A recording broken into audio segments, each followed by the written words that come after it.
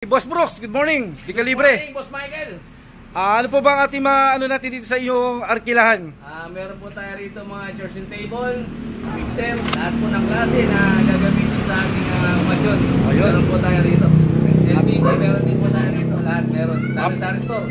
Available po lahat ano? Pasiglat, beer at mga ano bang inumin, meron po tayo rito. Tent sir, meron tayo mga tent. Meron po tayo tent, kompleto Ricardo. Okay. Sasalpakan na lang ano? Sasalpak na lang po natin. At meron po tayong bagong mixer ngayon na pwede natin iparent sa ating mga kaibigan. Ipinasilip na sa atin ni Sir Brooks ang kanyang mga pinaparkilang gamit at dito natin makikita na halos lahat ng gamit na ating kailangan pagka tayo may okasyon ay nandito na. Sabi nga niya, lahat dito kumpleto Ricardo at di mo na kailangan maghanap pa sa iba. Ang maganda dito guys, kay Brooks Rentals ay free delivery na. At dahil sa tapat nga lang siya ng Cherubim of Heaven Memorial Park, may mga tinda rin siyang mga kandila at sari-sari stores na pwede kang bumili ng pagkain at maiinom na pwede mong baunin sa loob ng simenteryo. Sir Brooks, anong pangalan ng ating arkilahan?